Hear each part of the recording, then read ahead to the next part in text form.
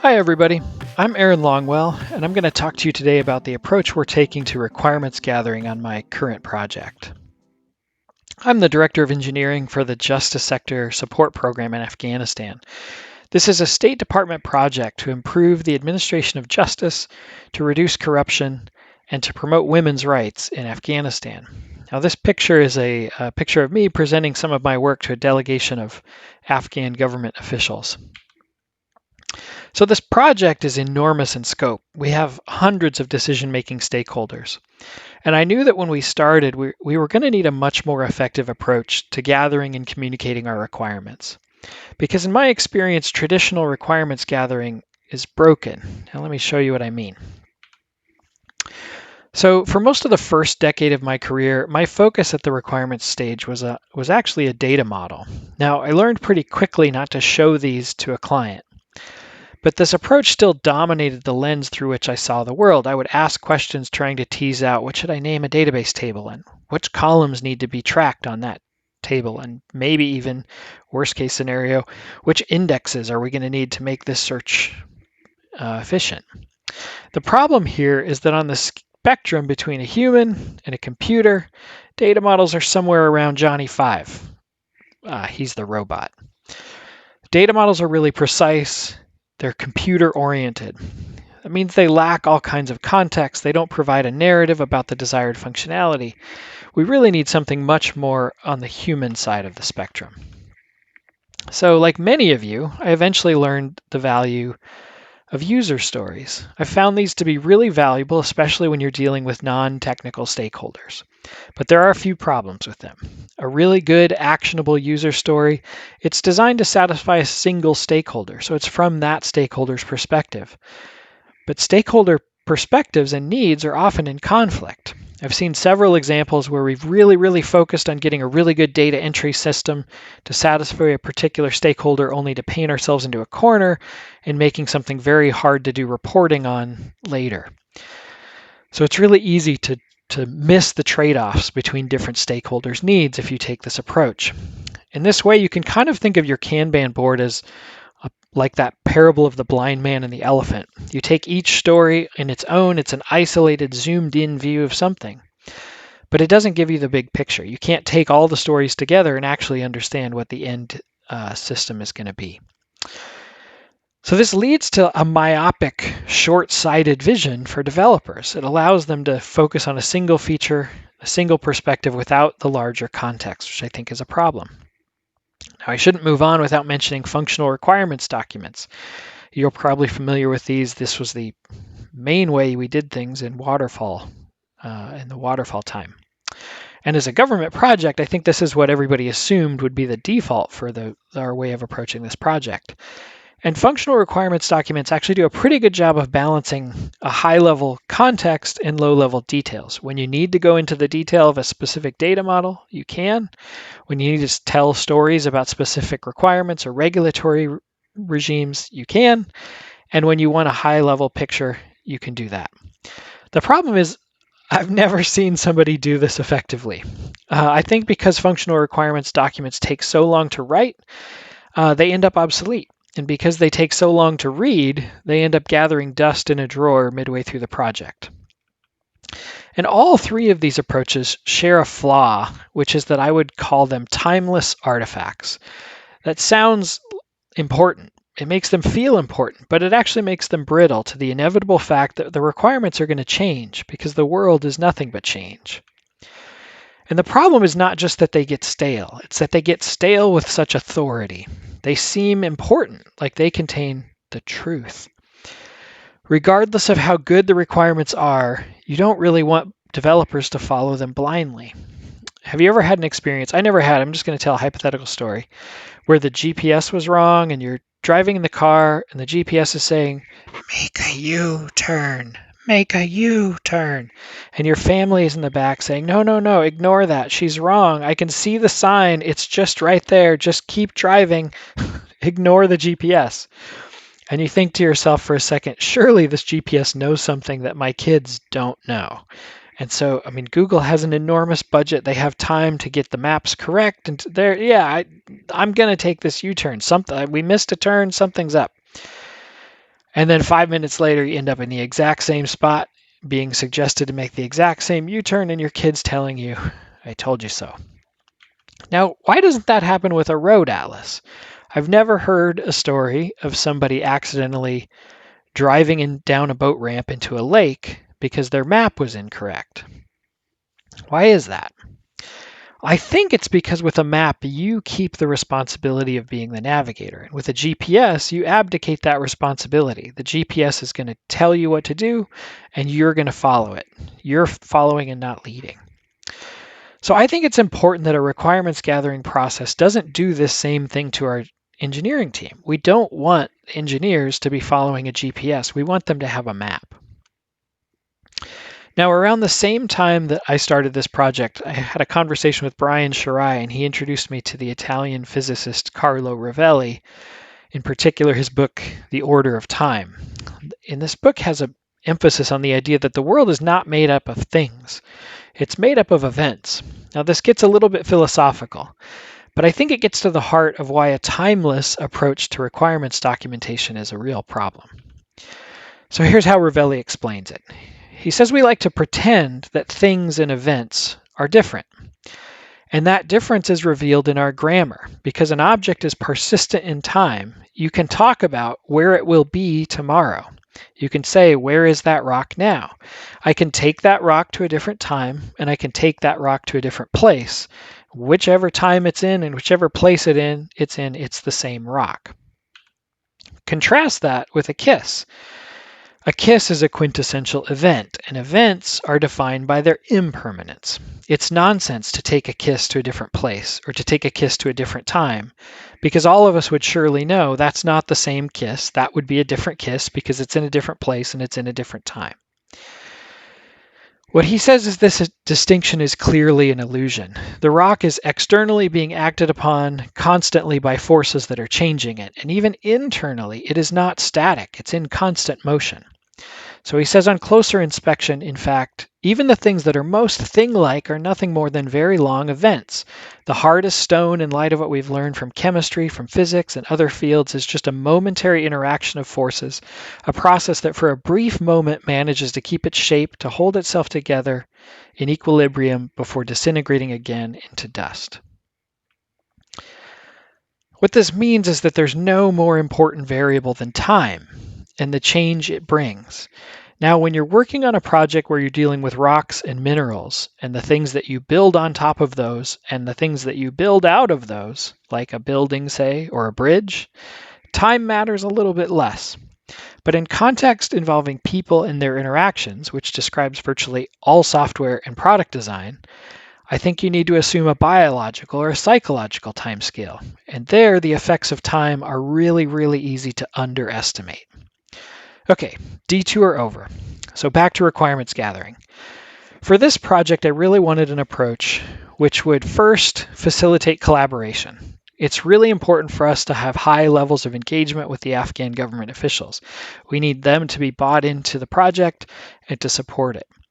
Second, we needed to avoid these pitfalls of having timeless artifacts. And third, we wanted something more of a map than a GPS. We wanted it to be high level and with an intentional level of fuzziness that keeps the developers as the navigators. So I call the approach we came up with an event model. Now, we started this approach with the first directorate, which was called the GDPDC, the General Directorate of Prisons and Detention Centers. Now that division has since disbanded. It was replaced with something called OPA, or the Office of Prison Administration. I think I may have mentioned something on a prior slide about how things change, requirements might change. Case in point. So as we took that work to other ministries, we realized that the examples from the prison system wouldn't really translate effectively because not everybody understood it, and it had also just changed because of legal changes. So we needed a more general domain to use as our example. Enter T. Nothing of any import happens in Afghanistan without T. So we decided we'd use this as the basis for our event model to explain this process to the other divisions as we started working with them. So what we specifically did is we decided to pretend we're making a tea house and we're going to build some software around the operations of that tea house. Now, when you saw the title of the talk, I assume you had something like this in mind: how to make tea. Put tea bag in cup, put some water in there, wait a little bit. Oh, hot water, forgot the hot, that's important. Wait a bit and then drink it. Now, this is probably also the way the expert at the tea house might tell us that they make tea. If we ask them the question, what do we need to know about how tea is made and how we can build software around it, they might tell us something similar to this. That's the problem with an expert. Sometimes they don't know what they know. You kind of have to ask questions to tease it out of them. That's part of what our process needs to do. As Mary Lou Heiss says about tea, a simple cup of tea is far from a simple matter. Okay, so let's walk through an example event model. So we usually do this process live via screen share with the counterparts in Afghanistan. And an event model usually starts like this. We'll start with an overall empty page, but we'll usually include a title to sort of define the boundaries of our discussion. We often will also mention that the page that we work on is a fixed size. We use Lucidchart and kind of put it in the mode where you're working on an 8.5 by 11 sheet of paper, essentially. And what we want to put on this diagram is boxes which indicate an event. And an event is anything which can happen. In other words, it has a timestamp. We don't really do any specific categorization events other than what we use to outline them. So we'll talk about outside events or external events as things which happen in the outside worlds, but which may not actually directly affect the software. And then we'll use hard, solid outlines to indicate things that are actually they're events within the system itself, potentially. And then at the bottom, we sometimes include a description that indicates that this is a single axis diagram, that axis being time. So if a box is placed further on the left, that means it happens earlier in time. If it's placed on the right, that means it happens later in time. So at this point, we might ask the hosts, okay, what are the events involved in making tea? And they might produce something very similar to the list you saw earlier. You take a tea bag, you put it in a cup, you add hot water to it, wait. You might throw the tea bag away, or you definitely should. Make it gets bitter if it goes too long, and then you drink the tea. So at this point, we say, okay, this is a great start.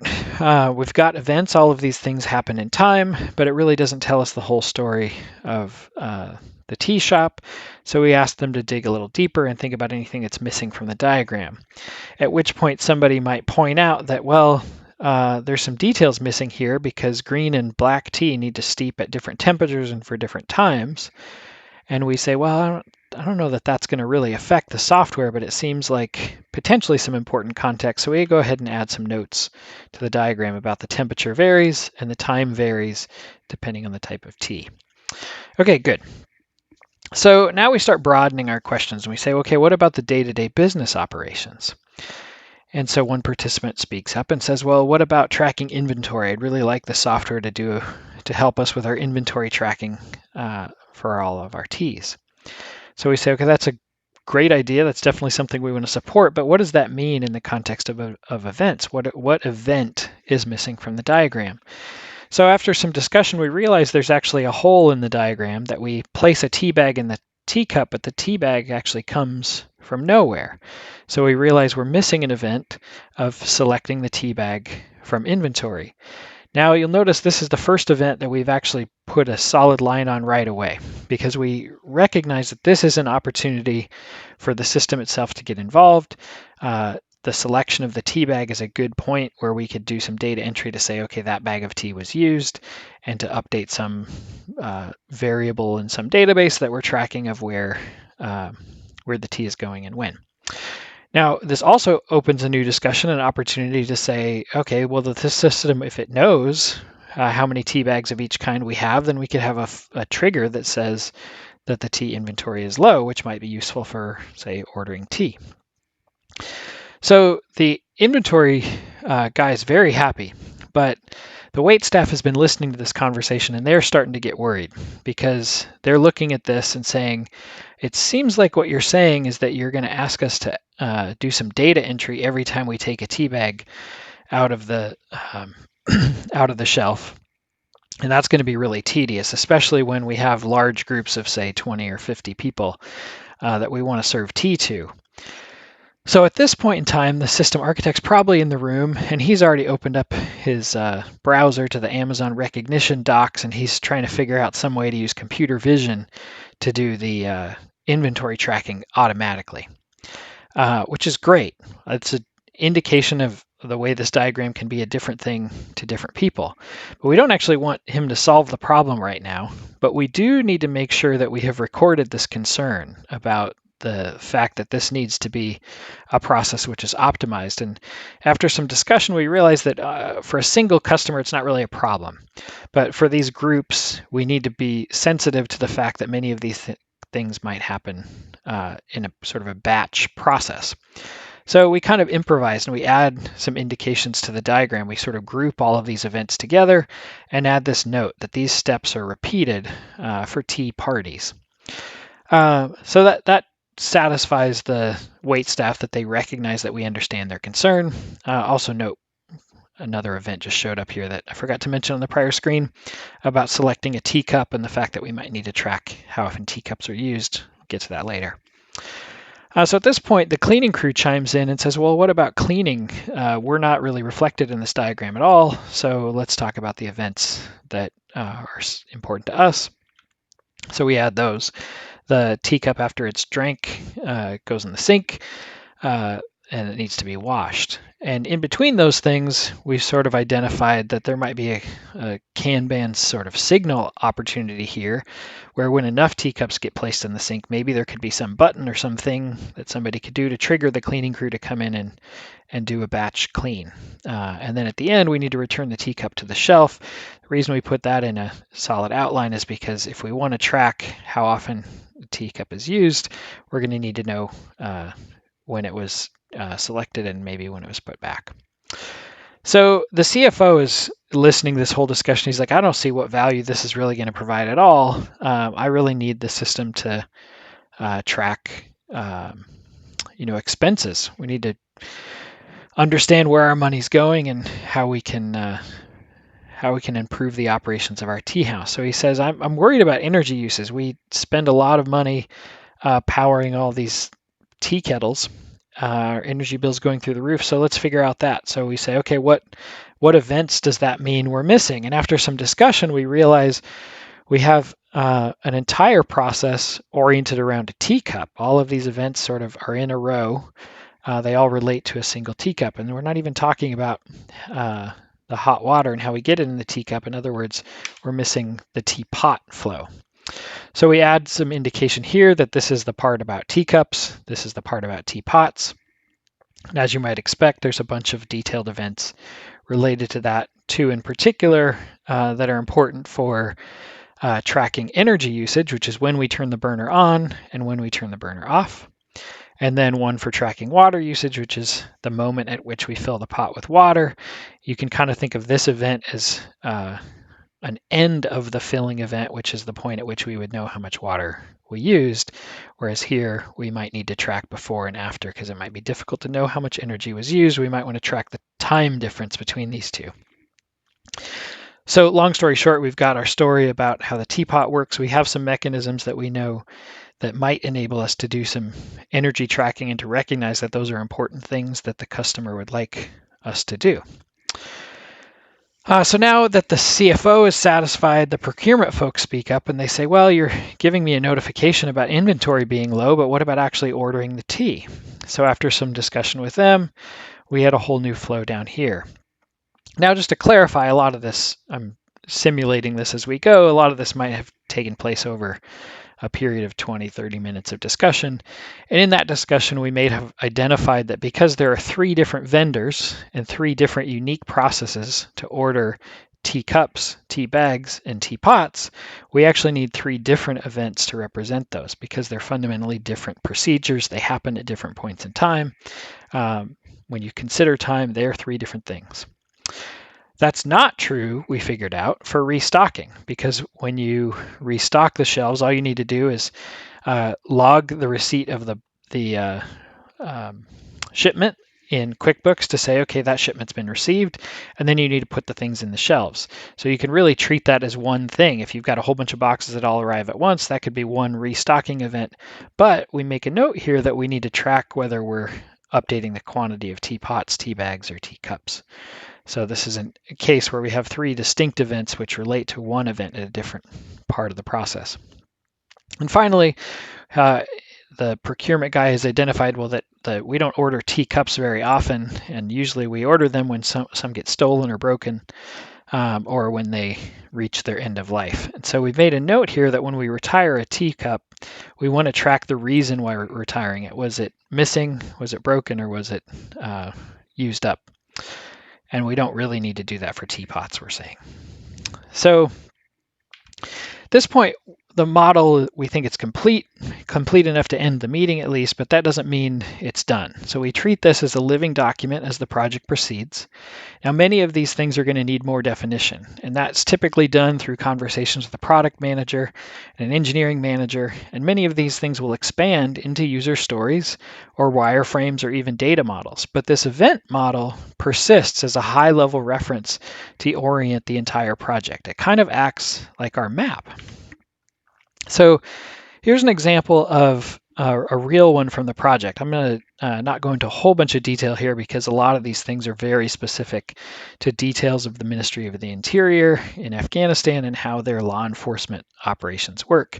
But I will kind of highlight that on the left, the process kind of starts with the crime occurring, and there's different ways that they might be notified. So a crime might occur and somebody might observe it, or they might be notified of it through the media or something like that. So there's various different ways that a crime can sort of begin, at least in terms of the system.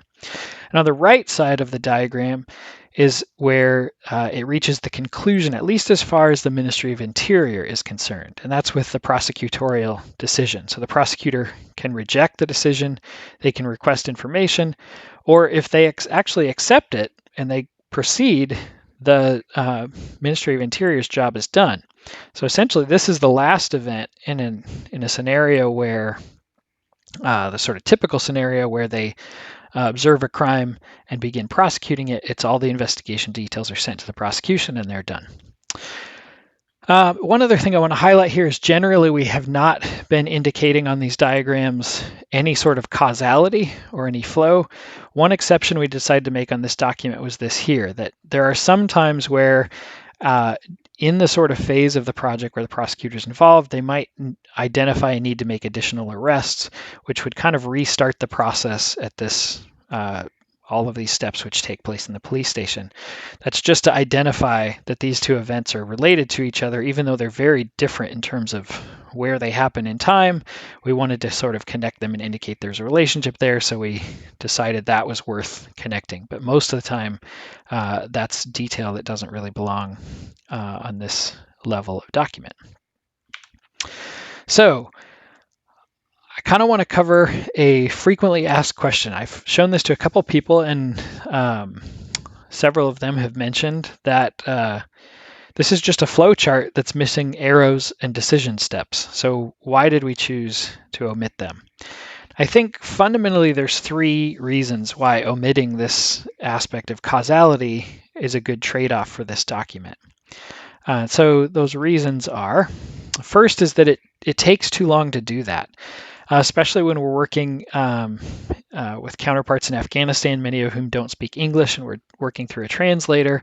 It takes a long time to tease out the exact details of this happens and then this happens, but only if this happens, and to connect all of those things. So that's the first reason. The second reason is that there's those decisions are too precise. Often you're talking to one subject matter expert and he'll understand a process in a certain way. And tell you that, well, this decision only hinges on this factor. And then you might have some other subject matter expert and she recognizes that, oh, well, there's exceptions that, apply in certain circumstances. So the fact that you're including some of those kind of implies that you're including all of them and that you have understood them all. And once you start translating that into software, you're likely to build something that's too specific, and you might, as I mentioned before, sort of paint yourself into a corner where you're building for a specific case and kind of ignoring the general. So that kind of leads me to this third example, that they're really too zoomed in. If we actually did include all of these, the flowchart flow of this happens, then this happens, and this decision is the gate for this part, the document would be much, much bigger. As you can see on the diagram I just showed, we're able to do pretty much the entire Ministry of Interior processes, at least as it relates to our software, on one 8.5 by 11 sheet of paper. That would not have been possible if we actually had all of those decision trees on the document. So kind of a summary here. This event model, the way we use it, we actually treat it as somewhat of a checklist. We can go through and look at all of the items that have dark black outlines and say, okay, how well is our system currently handling, Form 5 or the arrest registry process? And then from a developer's perspective, you can look at this diagram and see, okay, how do these connect? Like I'm building, say, the witness statement feature, and there's some nearby events related to the suspect statement and request for more information. If I don't know what those are as a developer, I might want to go look at other cards or talk to other developers who may be building those features, or ask the product manager, what are these things about and how do they relate to my witness statement?